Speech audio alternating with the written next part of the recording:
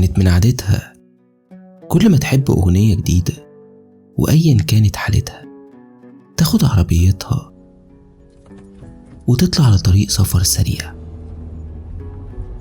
تقفل الشباك وتعلي صوت الأغنية على الآخر. ما تفكتش لسه واللي ضاع من زمان. بتقول الكاتبة بريانا ويست في كتاب The Mountain Is You: حياتك الجديدة ستكلفك حياتك القديمة، ستكلفك منطقة راحتك وإحساسك بالاتجاه، ستكلفك علاقاتك وأصدقائك، ستكلفك أن تكون محبوبا ومفهوما، لكن لا بأس، فالذين كتب لهم أن يكونوا في حياتك سيقابلونك على الجانب الآخر. مسكت دريكسيون العربية بقوة وكأنها بتحاول تمسك في شيء أكبر، وداست على دواسة البنزين لآخرها. المختلف المرة دي إنها ما كانتش بتجري هروب من الوجع زي كل مرة، لكن كانت بتجري عشان تحس إنها حرة منطلقة أكتر من أي وقت فات في حياتها.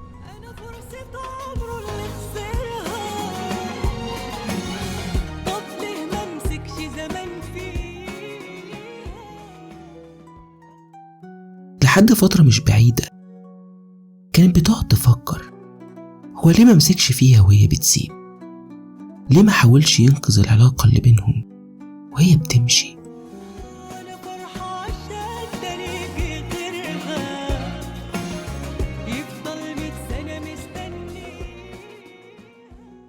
بس الحقيقة اللي بدأت تؤمن بيها إنه في ناس بتفلت من إيدك مش بس عشان هم أضعف من إنهم يتمسكوا بيك، لكن عشان دورهم في قصتك خلص.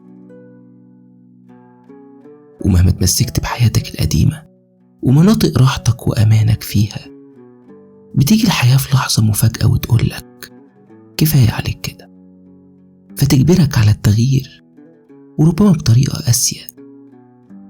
لكن في اللحظة اللي بتقرر فيها عبور نفق التغيير المظلم، بتكافئك الحياة بنور في روحك عمرك ما شفت في جماله. ولما بتنفض تراب السقوط من عليك، بتلاقي نسخة أجمل وأقوى من نفسك. من 3 سنين بالظبط وعلى نفس الطريق ده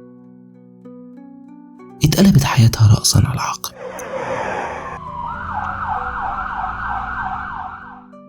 فتحت شبابيك العربية على آخرها، الهوا دخل من كل اتجاه وخبط فيها وكأنه بيفكرها إنها بعد كل اللي مرت بيه هي لسه عايشة. مشهد الطريق مفتوح قدام عينيها خلاها تحس كأن روحها بتتنفس لأول مرة من فترة طويلة.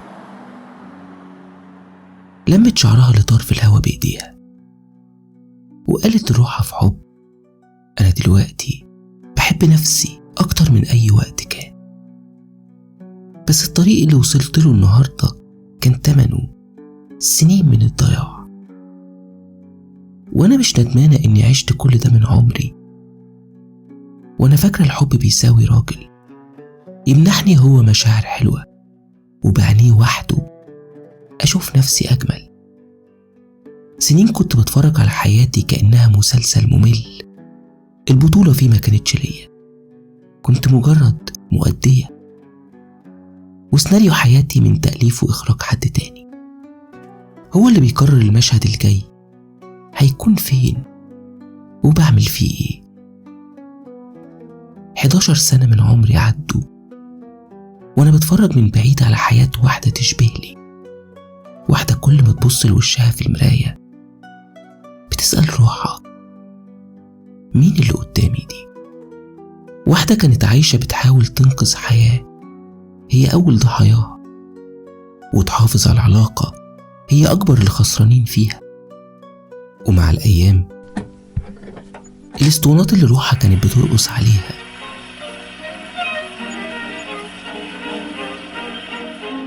بقت مصدر وجعها.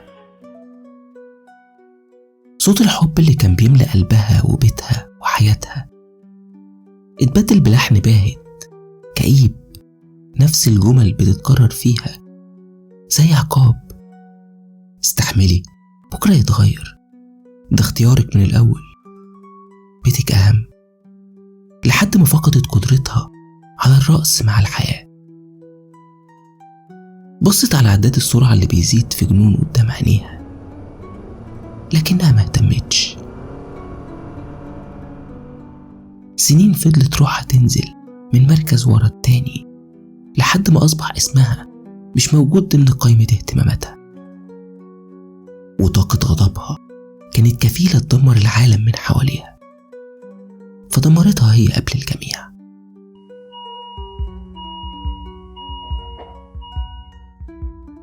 حاولت تفتح عينيها بعد شهور من الغيبوبة.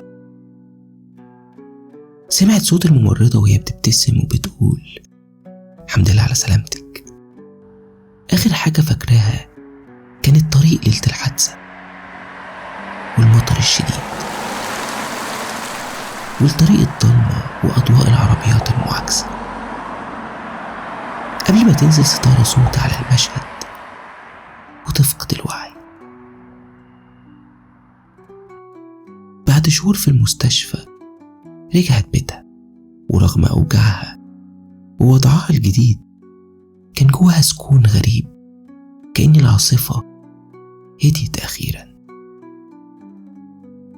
لأول مرة ما كانش عندها طاقة للمقاومة، استسلمت، مش ضعف منها لكن لأن روحها قالت جواها كفاية. أوقات بتبقى عايز تسيب نفسك تتهد، يعني عايز تستسلم للشعور بتاع الإجهاد ده. مقاومتي بتضعف أحيانا كتر ما بقاوم، من كتر ما أنا بحاول طول الوقت، أو أحيانا بضطر أبقى حد مش هو قوي اللي أنا حاساه جوه. قدام مرايتها وقفت تتأمل شكلها ووضعها الجديد، الحياة من فوق كرسي متحرك مختلفة. بصت لوشها في المراية، التجاعيد حوالين عينيها بقت أوضح. مدت إيديها ولمست الجروح مكان الحادثة وسكتت للحظات طويلة، ثم اقتحم عقلها سؤال غريب: قد إيه مطلوب من الإنسان يفضل طول عمره يسدد فاتورة اختيار واحد غلط؟ وهل عشان قبلت بسنين من الأذى بقيت زي ممثلة صدقت إن دورها كضحية هو قدرها، وكل المطلوب مني إني بس أتقن دوري كأم، كزوجة، كست ناجحة، وببراعة أخفي بيها الحقيقة؟ بس أنا عارفة إني كنت زوجة وأم وست كويسة حتى لو ما حدش شاف. ورجعت بشريط الماضي وهي واقفة قدام نفس المراية من سنين. يومها كانت عروسة بفستان أبيض، الكل بيتكلم عن جمالها وقد إيه الراجل اللي فاز بست زيها في حياته هو راجل محظوظ. فرق كبير بين لمعة عينيها في اليوم ده وبين عينيها دلوقتي، والحزن والوجع والدموع بيتخانقوا مين فيهم يسبق التاني في الظهور. ازاي عند بعض الرجالة قدرة غريبة انهم يقطفوا الست من حياتها وردة مفتحة ويحطوها في حوض مليان شوك، ويفضل يتفرج عليها وهي بتدبل قدام عينيه كل يوم اكتر من اللي قبله، وتتحول من إنسانة بترقص على حبال الفرحة والحياة لمشروع ست على كرسي متحرك مش عارفة ايه مصير حياتها الجاي. كلمة غني عم بتدندل، كلمة أرقص عم بتفلل، كلمة حبك عم بتبهدل، تاني الحب بطل إنجاز. بتقول أحلام مستغنمي إن وقوعنا في الحب لا علاقة له بمن نحب، وإنما لتصادف مروره في حياتنا بفترة نكون فيها دون مناعة عاطفية. وهي عمرها ما أنكرت حبها ليه، لكنها كانت صغيرة بلا وعي أو حد أدنى من الخبرة في الحياة. شافت فيه مرسى آمن لحياتها، فكان هو البحر اللي غرقها معاه. قالت لنفسها بعد ما وعيت لدموعها اللي نزلت بغزارة قدام مرايتها وبعد ما مسحتها بإيديها: إزاي حبيته لدرجة إني كنت شايفة وجعي وألمي جزء من حبي ليه، وإزاي مع مرور الأيام ممكن يتحول الإنسان اللي حبيته قدامك لشخص تاني ما تعرفوش. بتقول قاعدة في العلاقات يا صديقي: بعض الناس لا تكتشف حقيقتهم بل يختارون أن يكشفوها حين لا يعودون بحاجة إلى إخفاء. وسألت نفسها: هو أنا كنت بحارب عشان بحب علاقتي بيه، ولا بحارب عشان مبقاش في نظر الجميع ست فشلت في حبها؟ إلى أن جاءت اللحظة اللي فيها انهار كل شيء. خناقة عادية من خناقاتهم اليومية المتكررة، صوته عالي وإيده طالت وشها بمنتهى العنف والقسوة.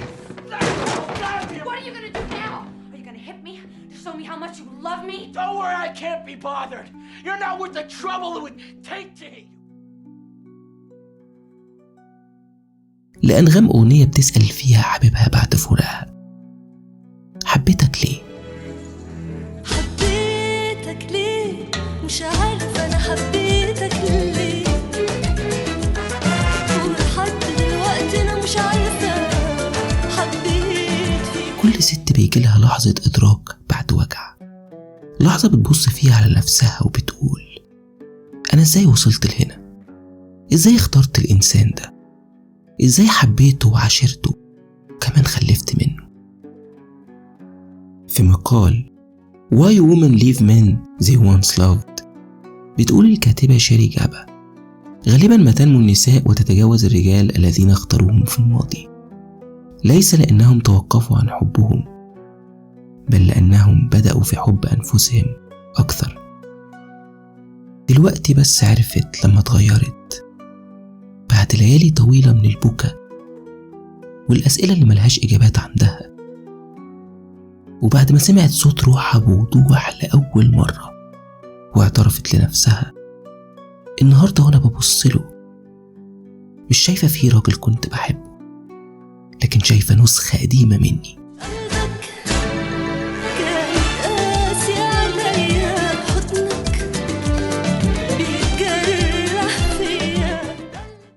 لكن في اللحظة دي أدركت إنه يمكن الراجل اللي غلط ما جاش عشان يدمرها، لكن جه عشان يغير مصير حياتها بعده للأفضل. في رواية The Awakening واللي اتنشرت سنة 1899، الكاتبة الأمريكية كيت شوبن بتبدأ القصة بمشهد رمزي جدا. بغبغان محبوس في قفص بيصرخ بكلمات مش مفهومة من بلكونة البطلة.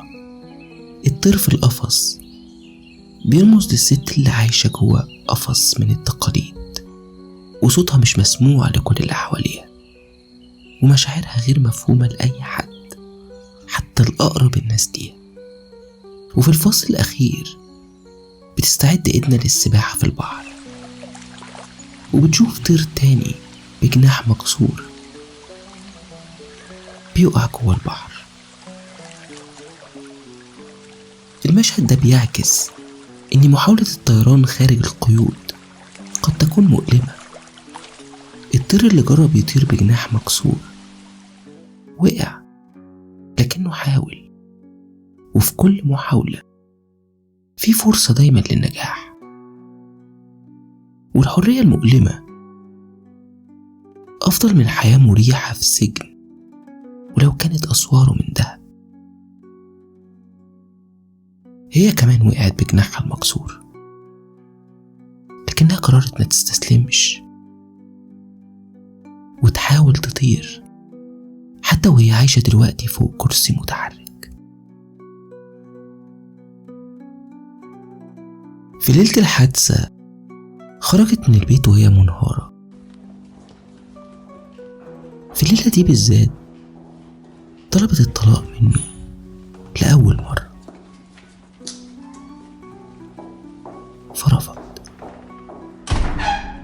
خدت عربيتها وطلعت على نفس الطريق، وجريت بسرعة جنونية وهي بتبكي.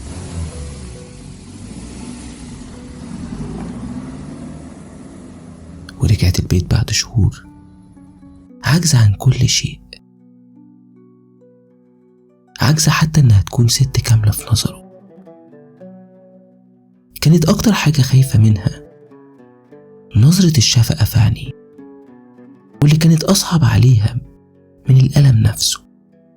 وكل ما عينيه كانت بتشوفها اضعف، كان حبل القوة بيتشد ويقوى جوا روحها يوم بعد يوم. اهملها تماما وتخلى عنها في رحلة علاجها الصعبة، وتحول الخذلان والخيانة والإهانة لأمور بيرتكبها عيني عينك وفي كل لحظة. بتقول غدا السمان: لم يعد الفراق مخيفا يوم صار اللقاء موجعا هكذا. إلى أن قررت في يوم تطلب منه الطلاق من تاني، وقررت تعتمد في حياتها سياسة الأرض المحروقة، تحرق وراها كل ما هو سلبي ومؤلم في حياتها، وتبدأ من جديد وتتحمل مسؤولية ترميم كل ما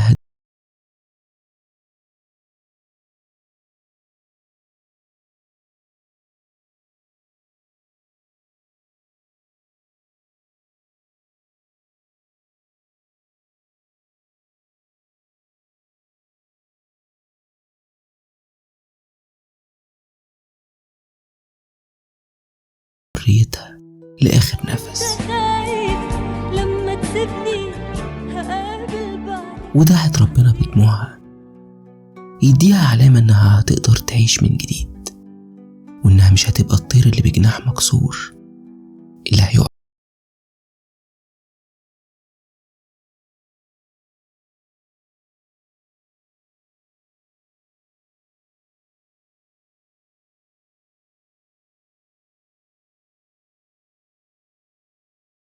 يكون أنا أتعهد إني أحبني، أدي الروح التقدير اللي أستحقه، أتعهد إني أحب وضعي الجديد، وأتقبل ألمي كجزء من رحلة التغيير، وأصدق إني أستحق فرصة جديدة في الحياة.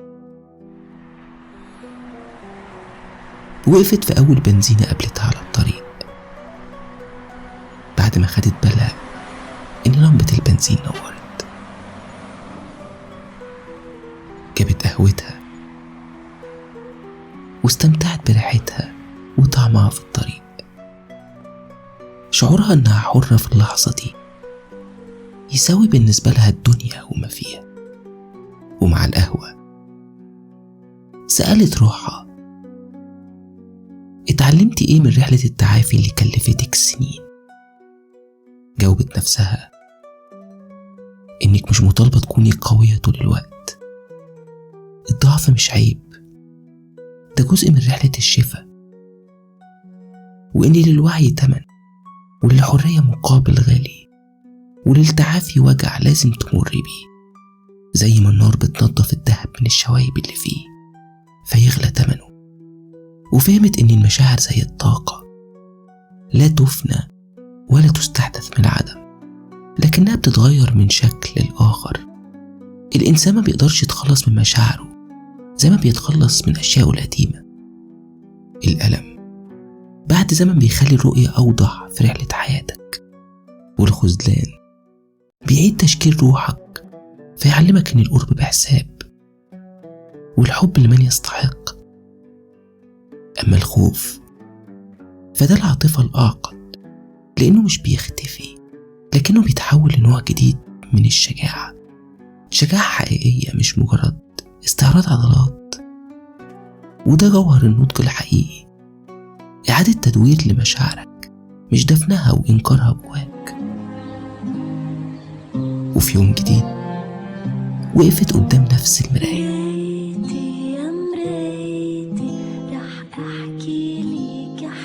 بشعر أقصر وجسم متناسق أكتر وضحك أجمل.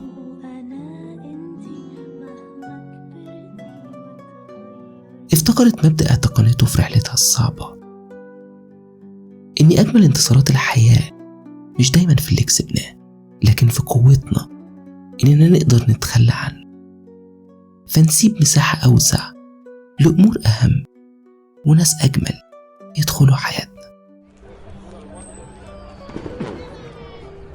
في طريقها في المكان اللي فيه الفرح شافته من بعيد بيتابع تجهيزات الحفلة بنفسه.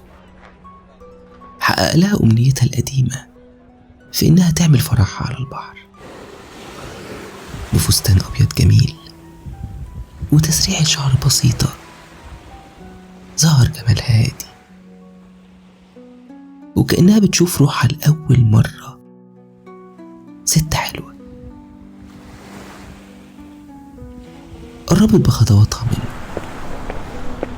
فابتسم وفي عينيه لمعة عمرها ما شافتها في عيون راجل قبل كده. لسه باقي حاجة حلوة فينا ما بننساهاش. بسعادة وثقة فكرت نفسها إنه بعد 3 سنين من رحلة التعافي ونفس الطريق اللي مشيته يوم الحادثة رجعت تمشي عليه دلوقتي، وهي إنسانة جديدة في كل شيء.